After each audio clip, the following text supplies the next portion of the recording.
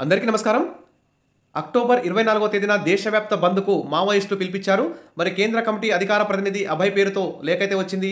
మరి చాలామంది అక్టోబర్ 24న నిజంగా బంద్ ఉంటుందా అనేటువంటి కామెంట్ అయితే చేస్తున్నారు. దీనికి సంబంధించి క్లారిటీ ఇవ్వడానికి ఈ వీడియో చేస్తున్నాను. వీడియో చూసే ముందు ఇంకా సబ్స్క్రైబ్ చేసుకోకపోతే వెంటనే సబ్స్క్రైబ్ చేసుకోండి. వీడియోస్ మాత్రం లైక్ చేస్తూ ఉండండి. ఇక వివరణకెళ్తే అక్టోబర్ 24న దేశవ్యాప్త బంద్‌కు మావోయిస్టులు పిలిపించారు. కానీ మరి ఏపీ, తెలంగాణలో అయితే ఈ బంద్ అయితే ఉండదు. ఎందుకంటే మావోయిస్టుల ప్రాబల్యం అంతగా లేదు కాబట్టి దాదాపు ఈ బంద్ అయితే ఉండకపోవచ్చు, ఉండదు అంతే.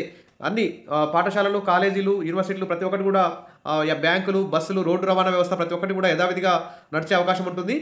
బంద్‌కైతే ఆస్కారం అయితే లేదు. న్యూస్ పేపర్లు అయితే 24న దేశవ్యాప్త బంద్ అంటూ ఇక్కడ మనం చూస్తున్నాం. కానీ రెండు తెలుగు రాష్ట్రాల్లో ఈ బంద్ అయితే ఉండదు. మావోయిస్టుల బంద్ అంత సీరియస్‌గా తీసుకోవాల్సిన అవసరం అయితే లేదు. మావోయిస్టు పార్టీపై కేంద్ర ప్రభుత్వ తీరును నిరసిస్తూ అక్టోబర్ 24న దేశవ్యాప్త బంద్‌కు పిలుపునిస్తున్నట్లు ఆ మావోయిస్టు పార్టీ కేంద్ర కమిటీ అధికార ప్రతినిధి అభయ్ అయితే తెలిపారు. కార్పొరేట్ల ప్రయోజనాల కోసమే కేంద్ర రాష్ట్ర ప్రభుత్వాలు పనిచేస్తున్నాయని మంగళవారం విడుదల చేసిన లేఖలో పేర్కొన్నారు. ఆపరేషన్ కగార్ పేరుతో పార్టీ కేంద్ర రాష్ట్ర కమిటీ సభ్యులను, పార్టీ కార్యకర్తలను హత్య చేస్తున్నారని ఆరోపించారు. ఇందుకు వ్యతిరేకంగా అక్టోబర్ 18 నుంచి 23 వరకు నిరసన వారాన్ని పాటిస్తున్నారు. అదేవిధంగా అక్టోబర్ 24న దేశవ్యాప్త బంద్‌ను విజయవంతం చేయాలని పిలుపునిచ్చారు. కానీ ఇక్కడైతే ఏపీ, తెలంగాణలో అయితే ఈ బంద్ అయితే ఉండదు. అన్ని యథావిధిగా నడుస్తాయి.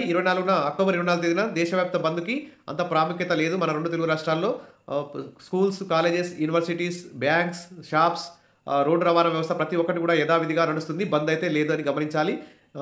మరిన్ని అప్డేట్స్ కోసం మన ఛానల్ని సబ్స్క్రైబ్ చేసుకోండి. ఇంకా వీడియోస్ అయితే లైక్ చేయండి. Thank you.